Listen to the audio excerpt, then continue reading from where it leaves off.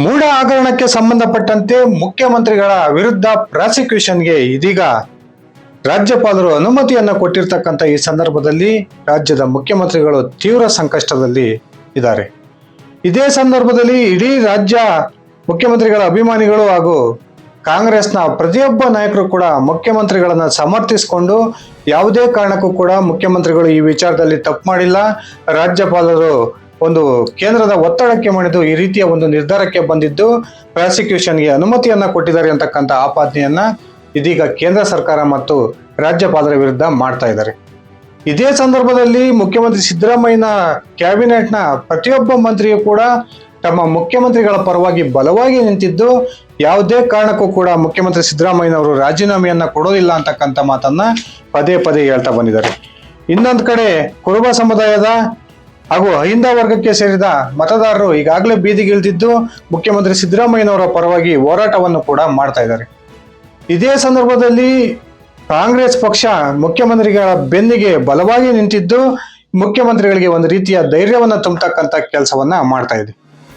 ಆದರೆ ಇದೀಗ ಎಐಸಿಸಿ ಅಧ್ಯಕ್ಷರಾಗಿರ್ತಕ್ಕಂಥ ಮಲ್ಲಿಕಾರ್ಜುನ್ ಖರ್ಗೆ ಅವರು ಈ ಮೂಢ ಹಗರಣಕ್ಕೆ ಸಂಬಂಧಪಟ್ಟಂತೆ ರಾಜ್ಯಪಾಲರು ಕೊಟ್ಟಿರ್ತಕ್ಕಂಥ ಪ್ರಾಸಿಕ್ಯೂಷನ್ನ ವಿಚಾರವನ್ನ ಇದೀಗ ಪ್ರಸ್ತಾಪ ಮಾಡ್ತಕ್ಕಂಥ ಸಂದರ್ಭದಲ್ಲಿ ಸಿದ್ದರಾಮಯ್ಯನವರಿಗೆ ಬಹುದೊಡ್ಡ ಶಾಕ್ ಅನ್ನ ಕೊಟ್ಟಿದ್ದು ನಿಜಕ್ಕೂ ಕೂಡ ಸಿದ್ದರಾಮಯ್ಯನವರು ಎಐಸಿಸಿ ಅಧ್ಯಕ್ಷರಿಂದ ಈ ರೀತಿಯ ಒಂದು ವರ್ತನೆಯನ್ನ ನಿರೀಕ್ಷೆ ಕೂಡ ಮಾಡಿರಲಿಲ್ಲ ಅಂತಕ್ಕಂಥ ಮಾತುಗಳು ರಾಜ್ಯ ರಾಜಕಾರಣದಲ್ಲಿ ಕೇಳಿ ಬರ್ತಾ ಇದಾವೆ. ಮುಖ್ಯಮಂತ್ರಿಗಳ ಬೆನ್ನಿಗೆ ನಿಲ್ಲಬೇಕಾಗಿದ್ದಂತಹ ಎಐಸಿಸಿ ಅಧ್ಯಕ್ಷರು ಇದೀಗ ವಿಚಿತ್ರವಾದ ಒಂದು ಹೇಳಿಕೆಯನ್ನ ಕೊಟ್ಟಿದ್ದು ಇದು ಮುಂದಿನ ಸಿದ್ದರಾಮಯ್ಯನವರ ಸಂಕಷ್ಟಕ್ಕೆ ಒಂದು ದಾರಿಯಾಗುತ್ತಾ ಅಂತಕ್ಕಂಥ ಚರ್ಚೆಗಳು ಕೂಡ ನಡೀತಾ ಇದಾವೆ. ಬನ್ನಿ ಸ್ನೇಹಿತರೆ, ಮೂಢ ಹಗರಣಕ್ಕೆ ಸಂಬಂಧಪಟ್ಟಂತೆ ಮುಖ್ಯಮಂತ್ರಿಗಳ ವಿರುದ್ಧ ರಾಜ್ಯಪಾಲರು ಪ್ರಾಸಿಕ್ಯೂಷನ್ಗೆ ಅನುಮತಿಯನ್ನ ಕೊಟ್ಟಿರುವ ಬಗ್ಗೆ ಎಐಸಿಸಿ ನಾಯಕರು ಎಐಸಿಸಿ ಅಧ್ಯಕ್ಷರಾಗಿರ್ತಕ್ಕಂಥ ಮಲ್ಲಿಕಾರ್ಜುನ್ ಖರ್ಗೆ ಅವರು ಆಡಿರುವ ಆ ಮಾತಾದ್ರೂ ಏನು, ನಿಜಕ್ಕೂ ಕೂಡ ಮಲ್ಲಿಕಾರ್ಜುನ್ ಖರ್ಗೆ ಅವರು ರಾಜ್ಯದಲ್ಲಿ ಮುಂದೆ ಯಾವ ರೀತಿಯ ರಾಜಕೀಯ ಬೆಳವಣಿಗೆ ಆಗ್ಬೋದು ಅನ್ನೋದನ್ನ ಸೂಕ್ಷ್ಮವಾಗಿ ಹೇಳಿದಾರ ಅನ್ನೋದನ್ನ ತಿಳ್ಕೊಂಡು ಬರೋಣ. ಅದಕ್ಕಿಂತ ಮುಂಚೆ ನೀವಿನ್ನು ನನ್ನ ಇಟಿಗೆ ಮಂತ್ ಯೂಟ್ಯೂಬ್ ಚಾನಲ್ಗೆ ಸಬ್ಸ್ಕ್ರೈಬ್ ಮಾಡ್ಕೊಂಡಿಲ್ಲ ಅಂದ್ರೆ ದಯವಿಟ್ಟು ಸಬ್ಸ್ಕ್ರೈಬ್ ಮಾಡಿಕೊಂಡು ಬೆಲ್ ಬಟನ್ ಅನ್ನ ಕ್ಲಿಕ್ ಮಾಡಿ. ನಾನು ಕೊಡ್ತಕ್ಕಂಥ ಮಾಹಿತಿ ನಿಮ್ಗೆ ಇಷ್ಟ ಆಗಿದ್ರೆ ಈ ವಿಡಿಯೋಗೆ ಲೈಕ್ ಮಾಡಿ, ಶೇರ್ ಮಾಡಿ, ಕಮೆಂಟ್ ಮಾಡಿ.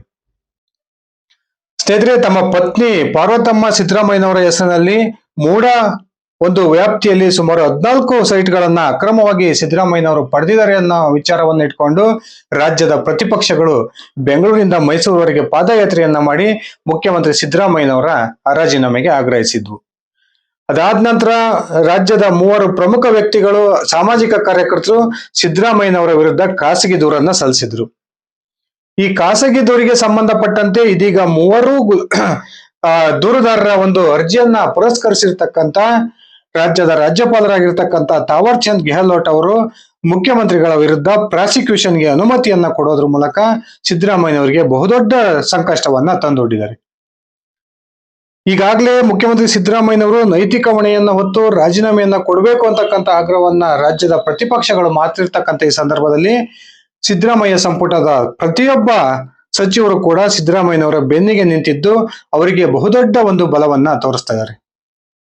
ಇನ್ನೊಂದು ಕಡೆ ಎಐಸಿಸಿಯ ನಾಯಕರು ಕೂಡ ಅನೇಕರು ಸಿದ್ದರಾಮಯ್ಯನವರ ಪರವಾಗಿ ಬ್ಯಾಟಿಂಗ್ ಅನ್ನ ಬೀಸ್ತಾ ಇದ್ದು ಸಿದ್ದರಾಮಯ್ಯನವರ ವಿರುದ್ಧ ಪ್ರಾಸಿಕ್ಯೂಷನ್ಗೆ ಅನುಮತಿ ಕೊಟ್ಟಿರೋದನ್ನ ನಾವು ವಿರೋಧಿಸಿ ಕೋರ್ಟ್ ನಲ್ಲಿ ಈ ವಿಚಾರವನ್ನ ತೆಗೆದುಕೊಂಡು ಹೋಗ್ತೀವಿ, ಆ ಮೂಲಕ ನಾವು ಈ ಒಂದು ನ್ಯಾಯಾಲಯದಲ್ಲಿ ನಾವು ನ್ಯಾಯವನ್ನ ಕೇಳ್ತೀವಿ ಅಂತಕ್ಕಂಥ ಮಾತುಗಳನ್ನ ಆಡ್ತಾ ಇದ್ದಾರೆ. ಆದ್ರೆ ಇದೇ ಸಂದರ್ಭದಲ್ಲಿ ಅತ್ಯಂತ ಎಚ್ಚರಿಕೆಯ ಹೆಜ್ಜೆಯನ್ನು ಇಡಬೇಕಾಗಿದ್ದಂತಹ ಎಐಸಿಸಿ ಅಧ್ಯಕ್ಷರು ಆಗಿರ್ತಕ್ಕಂಥ ಕರ್ನಾಟಕದ ಮೂಲದ ಮಲ್ಲಿಕಾರ್ಜುನ್ ಖರ್ಗೆ ಅವರು ಈ ಪ್ರಾಸಿಕ್ಯೂಷನ್ಗೆ ಅನುಮತಿಯನ್ನ ಕೊಟ್ಟಿರ್ತಕ್ಕಂಥ ವಿಚಾರಕ್ಕೆ ಸಂಬಂಧಪಟ್ಟಂತೆ ಯಾರೂ ಕೂಡ ನಿರೀಕ್ಷೆ ಮಾಡದೇ ಇರತಕ್ಕಂಥ ಒಂದು ಸ್ಟೇಟ್ಮೆಂಟ್ ಅನ್ನ ಕೊಟ್ಟಿದ್ದು ಇದೀಗ ಸಿದ್ದರಾಮಯ್ಯನವರ ಬೆನ್ನಿಗೆ ಎಐಸಿಸಿ ಅಧ್ಯಕ್ಷರು ನಿಂತಿಲ್ವಾ ಅಂತಕ್ಕಂಥ ಪ್ರಶ್ನೆಗಳು ಉದ್ಭವ ಆಗೋದಕ್ಕೆ ಕಾರಣ ಆಗಿದ್ದಾರೆ.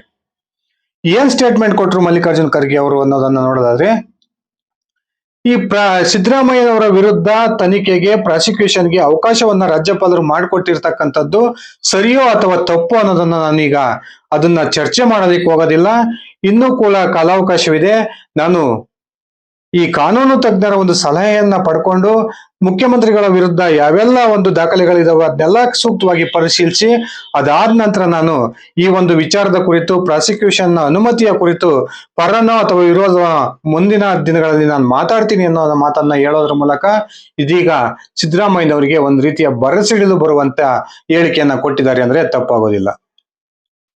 ಕಾಂಗ್ರೆಸ್ನ ರಾಷ್ಟ್ರೀಯ ಮತ್ತು ರಾಜ್ಯ ಮಟ್ಟದ ನಾಯಕರೆಲ್ಲ ಸಿದ್ದರಾಮಯ್ಯನವರ ಬೆನ್ನಿಗೆ ನಿಂತಿರ್ತಕ್ಕಂಥ ಈ ಸಂದರ್ಭದಲ್ಲಿ ಈ ಮಲ್ಲಿಕಾರ್ಜುನ್ ಖರ್ಗೆ ಅವರು ಕೊಟ್ಟಿರ್ತಕ್ಕಂಥ ಈ ಒಂದು ಸ್ಟೇಟ್ಮೆಂಟ್ ಅತ್ಯಂತ ಮಹತ್ವವನ್ನ ಪಡೆದುಕೊಂಡಿದ್ದು, ಸುಮಾರು 15 ದಿನಗಳ ಕಾಲ ಈ ಮೂಡಾ ಕೇಸ್ ಏನು ಚಾಲ್ತಿಯಲ್ಲಿತ್ತು. ಇಂಥ ಸಂದರ್ಭದಲ್ಲಿ ಎಐಸಿಸಿ ಅಧ್ಯಕ್ಷರು ಈ ಕಾನೂನು ತಜ್ಞರ ಸಲಹೆಯನ್ನ ಪಡ್ಕೊಂಡೇ ಇರಲಿಲ್ವಾ? ಈ ಪ್ರಶ್ನೆ ಉದ್ಭವ ಆಗ್ತಾ ಇದೆ. ನಮಗೆ ಗೊತ್ತಿರೋ ಪ್ರಕಾರ ಯಾವಾಗ ಒಂದು ರಾಷ್ಟ್ರದಲ್ಲಿ ಇಂಡಿ ಮೈತ್ರಿಕೂಟ ಅಧಿಕಾರಕ್ಕೆ ಬಂದ್ರೆ ಕರ್ನಾಟಕದಿಂದ ಮಲ್ಲಿಕಾರ್ಜುನ್ ಖರ್ಗೆ ಅವರು ಪ್ರಧಾನಮಂತ್ರಿ ಆಗ್ಬೋದು ಅಂತಕ್ಕಂಥ ಮಾತುಗಳು ಕೇಳಿ ಬಂದಿದ್ದಂತಹ ಸಂದರ್ಭದಲ್ಲಿ ಸಿದ್ದರಾಮಯ್ಯನವರು ಒಂದು ಮಾತನ್ನ ಹೇಳಿದ್ರು. ಕರ್ನಾಟಕದಿಂದ ಯಾರು ಕೂಡ ಇಂಡಿ ಮೈತ್ರಿಕೂಟದ ಒಂದು ಪ್ರಧಾನಿ ಅಭ್ಯರ್ಥಿ ಆಕಾಂಕ್ಷಿಗಳಿಲ್ಲ ಅಂತಕ್ಕಂಥ ಮಾತನ್ನ ಹೇಳೋದ್ರ ಮೂಲಕ ನೇರವಾಗಿನೇ ಮಲ್ಲಿಕಾರ್ಜುನ್ ಖರ್ಗೆ ಅವರಿಗೆ ಡಿಚ್ ಅನ್ನ ಕೊಟ್ಟಿದ್ರು.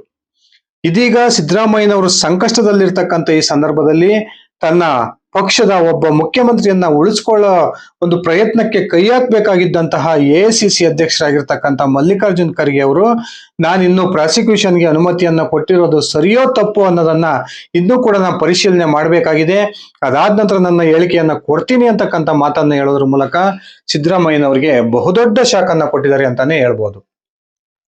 ಈ ಹಿಂದೆನೆ ಮುಖ್ಯಮಂತ್ರಿ ಸಿದ್ದರಾಮಯ್ಯನವರ ಕುರ್ಚಿಗೆ ಕಂಟಕ ಬರ್ಬೋದು ಅಂತಕ್ಕಂಥ ಒಂದು ಸೂಕ್ಷ್ಮತೆಯನ್ನ ಅರ್ತಿದ್ದಂತಹ ಸೋನಿಯಾ ಗಾಂಧಿ ಅವರು ಸಿದ್ದರಾಮಯ್ಯನವರು ದೆಹಲಿಯ ಪ್ರವಾಸವನ್ನ ಕೈಗೊಂಡಿದ್ದಂತಹ ಸಂದರ್ಭದಲ್ಲಿಯೇ ನಿಮಗೆ ಅನಿವಾರ್ಯತೆ ಬಂದು ನಿಮ್ಮ ಸ್ಥಾನಕ್ಕೆ ನೀವು ರಾಜೀನಾಮೆಯನ್ನ ಕೊಡ್ತಕ್ಕಂಥ ಸಂದರ್ಭ ಬಂದ್ರೆ ಆಗ ಮುಂದಿನ ಮುಖ್ಯಮಂತ್ರಿಯನ್ನಾಗಿ ಮಲ್ಲಿಕಾರ್ಜುನ್ ಖರ್ಗೆ ಅವರನ್ನ ಸೂಚಿಸಬೇಕು ಅಂತಕ್ಕಂಥ ಸೂಚನೆಯನ್ನ ಸಿದ್ದರಾಮಯ್ಯನವರಿಗೆ ಕೊಟ್ಟಿದ್ರು ಅಂತಕ್ಕಂಥದ್ದನ್ನ ನಾವು ಹಿಂದೆನೆ ಪ್ರಸಾರ ಮಾಡಿದ್ವಿ. ಇದೀಗ ಮಲ್ಲಿಕಾರ್ಜುನ್ ಖರ್ಗೆ ಅವರು ಸಿದ್ದರಾಮಯ್ಯನವರು ಅತ್ಯಂತ ಸಂಕಷ್ಟದಲ್ಲಿರ್ತಕ್ಕಂಥ ಸಂದರ್ಭದಲ್ಲಿ ಈ ರೀತಿಯ ಒಂದು ಹೇಳಿಕೆಯನ್ನ ಕೊಟ್ಟಿರ್ತಕ್ಕಂಥದ್ದು ರಾಜ್ಯದ ಕಾಂಗ್ರೆಸ್ ವಲಯದಲ್ಲಿ ತೀವ್ರ ಚರ್ಚೆಗೆ ಗ್ರಾಸವಾಗಿದ್ದು, ಯಾಕೆ ಈ ಮಲ್ಲಿಕಾರ್ಜುನ್ ಖರ್ಗೆ ಅವರು ಈ ರೀತಿಯ ಒಂದು ಹೇಳಿಕೆಯನ್ನ ಕೊಟ್ಟಿದ್ದಾರೆ ಅಂತಕ್ಕಂಥದ್ದನ್ನ ಆಶ್ಚರ್ಯವಾಗಿ ನೋಡ್ತಾ ಇದ್ದಾರೆ. ರಾಜ್ಯದ ಕಾಂಗ್ರೆಸ್ ನಾಯಕರು, ರಾಷ್ಟ್ರೀಯ ಕಾಂಗ್ರೆಸ್ ನಾಯಕರು ಸಿದ್ದರಾಮಯ್ಯನವರ ಪರವಾಗಿ ಎಷ್ಟೇ ಬ್ಯಾಟಿಂಗ್ ಅನ್ನು ಮಾಡಿದ್ರು ಕೂಡ ಕಾನೂನಿನ ಪರಿಮಿತಿಯಲ್ಲಿ ಸಿದ್ದರಾಮಯ್ಯನವರಿಗೆ ಏನೆಲ್ಲ ಸಂಕಷ್ಟಗಳು ಬಂದು ಒದಗಬಹುದು ಅಂತಕ್ಕಂಥ ಮುನ್ಸೂಚನೆಯನ್ನ ಈಗಾಗಲೇ ಮಲ್ಲಿಕಾರ್ಜುನ್ ಖರ್ಗೆ ಅವರು ಕೊಟ್ಟಿದ್ದಾರೆ ಅಂತಕ್ಕಂಥ ಒಂದು ಚರ್ಚೆಗಳು ಕೂಡ ನಡೀತಿದ್ದಾವೆ. ಈ ಮೂಡಾ ಹಗರಣಕ್ಕೆ ಸಂಬಂಧಪಟ್ಟಂತೆ ಮುಖ್ಯಮಂತ್ರಿ ಸಿದ್ದರಾಮಯ್ಯನವರ ವಿರುದ್ಧ ಈಗಾಗಲೇ ಟಿ.ಜೆ. ಅಬ್ರಹಾಂ ಇರ್ಬೋದು, ಈ ಇನ್ನಿತರ ಇಬ್ಬರು ಸಾಮಾಜಿಕ ಕಾರ್ಯಕರ್ತರು ಸೂಕ್ತ ದಾಖಲೆಗಳನ್ನ ರಾಜ್ಯಪಾಲರಿಗೆ ಒದಗಿಸಿದ್ದಾರೆ ಅಂತಕ್ಕಂಥ ಮಾತುಗಳು ಕೇಳಿ ಬರ್ತಾ ಇದ್ದು, ಯಾವುದೇ ಕಾರಣಕ್ಕೂ ಕೂಡ ಕಾನೂನಿನ ಕುಣಿಕೆಯಿಂದ ಸಿದ್ದರಾಮಯ್ಯನವರು ತಪ್ಪಿಸ್ಕೊಳ್ಳೋದಿಕ್ಕೆ ಸಾಧ್ಯವೇ ಇಲ್ಲ ಅಂತಕ್ಕಂಥ ಮಾತನ್ನ ಟಿ.ಜೆ. ಅಬ್ರಹಾಂ ಇಂದು ಮಧ್ಯಾಹ್ನವೂ ಕೂಡ ಹೇಳಿದ್ದನ್ನ ನಾವೆಲ್ಲ ಗಮನಿಸಿದೀವಿ. ಈಗಾಗಲೇ ಒಂದು ಸುತ್ತು ಅಥವಾ 2 ಸುತ್ತಿನಲ್ಲಿ ಮಲ್ಲಿಕಾರ್ಜುನ್ ಖರ್ಗೆ ಅವರು ಕೂಡ ಈ ಮೂಡಾ ಹಗರಣಕ್ಕೆ ಸಂಬಂಧಪಟ್ಟಂತೆ ಕಾನೂನು ತಜ್ಞರೊಂದಿಗೆ ಚರ್ಚಿಸಿದ್ರು ಅಂತಕ್ಕಂಥ ಮಾಹಿತಿಗಳು ಕೂಡ ಲಭ್ಯವಿದ್ದು, ಈ ಸಂದರ್ಭದಲ್ಲಿ ಅದು ಕೂಡ ಮುಖ್ಯಮಂತ್ರಿಗಳು ಸಂಕಷ್ಟದಲ್ಲಿರ್ತಕ್ಕಂಥ ಸಂದರ್ಭದಲ್ಲಿ ಈ ಮಲ್ಲಿಕಾರ್ಜುನ್ ಖರ್ಗೆ ಅವರು ಆಡಿರ್ತಕ್ಕಂಥ ಈ ಮಾತು ರಾಜ್ಯದ ಕಾಂಗ್ರೆಸ್ ವಲಯದಲ್ಲಿ ಒಂದು ರೀತಿಯ ಸಂಚಲನಕ್ಕೆ ಕಾರಣವಾಗಿದೆ ಅಂತಕ್ಕಂಥ ಮಾತುಗಳು ಕೂಡ ಕೇಳಿ ಬರ್ತವೆ. ಈ ಪ್ರಾಸಿಕ್ಯೂಷನ್ ಅನುಮತಿ ಕೊಟ್ಟಿರೋದ್ರ ವಿರುದ್ಧ ರಾಜ್ಯದ ಕಾಂಗ್ರೆಸ್ ನಾಯಕರು ನಾವು ಕೋರ್ಟಿಗೆ ಹೋಗ್ತೀವಿ, ಹೈಕೋರ್ಟಿಗೆ ಹೋಗ್ತೀವಿ, ಸುಪ್ರೀಂ ಕೋರ್ಟಿಗೆ ಹೋಗ್ತೀವಿ ಅಂತಕ್ಕಂಥ ಮಾತುಗಳನ್ನ ಹೇಳ್ತಾ ಇದ್ದಾರೆ. ಕೇಂದ್ರ ಸರ್ಕಾರ ಹಾಗೂ ರಾಜ್ಯಪಾಲರ ವಿರುದ್ಧ ವಾಗ್ದಾಳಿಯನ್ನ ನಡೆಸ್ತಾ ಇದ್ದಾರೆ. ಈ ಕಾಂಗ್ರೆಸ್ ನಾಯಕರು ಏನೆಲ್ಲ ಪ್ರಯತ್ನಗಳನ್ನ ಮಾಡಿದ್ರು ಕೂಡ ಒಂದು ವೇಳೆ ಹೈಕೋರ್ಟ್ ರಾಜ್ಯಪಾಲರ ಒಂದು ಪ್ರಾಸಿಕ್ಯೂಷನ್ಗೆ ಕೊಟ್ಟಿರ್ತಕ್ಕಂಥ ಅನುಮತಿಯ ವಿಚಾರವನ್ನ ಎತ್ತಿ ಹಿಡಿದಿದ್ದೆ ಆದ್ರೆ ಆ ಒಂದು ಸಂದರ್ಭದಲ್ಲಿ ನಿಜಕ್ಕೂ ಕೂಡ ಸಿದ್ದರಾಮಯ್ಯನವರ ಕುರ್ಚಿಗೆ ಬಹುತೇಕ ಕಂಟಕ ಬರುತ್ತೆ ಅಂತಕ್ಕಂಥ ಮಾತುಗಳು ಕೇಳಿ ಬರ್ತದವೆ. ಇದೇ ವಿಚಾರದ ಒಂದು ಮುನ್ಸೂಚನೆಯನ್ನ ಮಲ್ಲಿಕಾರ್ಜುನ್ ಖರ್ಗೆ ಅವರು ಕೊಟ್ಟಿದ್ದಾರೆ ಅಂತಕ್ಕಂಥ ಒಂದು ಮಾತುಗಳು ಕೂಡ ಚರ್ಚೆಗೆ ಆಗ್ತಿದಾವೆ. ಸ್ನೇಹಿತರೆ, ನಿಮ್ಮ ಅಭಿಪ್ರಾಯದ ಪ್ರಕಾರ ಈ ಮೂಡಾ ಹಗರಣಕ್ಕೆ ಸಂಬಂಧಪಟ್ಟಂತೆ ಮುಖ್ಯಮಂತ್ರಿ ಸಿದ್ದರಾಮಯ್ಯನವರು ನಿಜಕ್ಕೂ ಕೂಡ ತಮ್ಮ ಸ್ಥಾನಕ್ಕೆ ರಾಜೀನಾಮೆಯನ್ನ ಕೊಡ್ತಾರ? ಈ ಒಂದು ರಾಜೀನಾಮೆಯ ಸೂಚನೆಯನ್ನೇ ಈ ಮಲ್ಲಿಕಾರ್ಜುನ್ ಖರ್ಗೆ ಅವರು ತಮ್ಮ ಮಾತುಗಳಲ್ಲಿ ಆಡಿದಾರ? ನಿಮ್ಮ ವೈಯಕ್ತಿಕ ಅಭಿಪ್ರಾಯ ಏನಿದೆ ಕಮೆಂಟ್ ಮಾಡಿ. ಇದಿಷ್ಟಾಗಿತ್ತು ಸ್ನೇಹಿತರೆ ನನ್ನ ಇವತ್ತಿನ ಈ ವಿಡಿಯೋ. ನಾನು ಕೊಟ್ಟಿರ್ತಕ್ಕಂಥ ಮಾಹಿತಿ ನಿಮ್ಗೆ ಇಷ್ಟ ಆಗಿದ್ರೆ ಈ ವಿಡಿಯೋಗೆ ಲೈಕ್ ಮಾಡಿ, ಶೇರ್ ಮಾಡಿ, ಕಮೆಂಟ್ ಮಾಡಿ. ನೀವಿನ್ನು ನನ್ನ ಇಟ್ಕೆ ಹೇಮಂತ್ ಯೂಟ್ಯೂಬ್ ಚಾನಲ್ಗೆ ಸಬ್ಸ್ಕ್ರೈಬ್ ಮಾಡ್ಕೊಂಡಿಲ್ಲ ಅಂದ್ರೆ ದಯವಿಟ್ಟು ಸಬ್ಸ್ಕ್ರೈಬ್ ಮಾಡ್ಕೊಂಡು ಬೆಲ್ ಬಟನ್ ಅನ್ನ ಕ್ಲಿಕ್ ಮಾಡಿ. ಧನ್ಯವಾದಗಳು ಸ್ನೇಹಿತರೆ, ಶುಭ ದಿನ.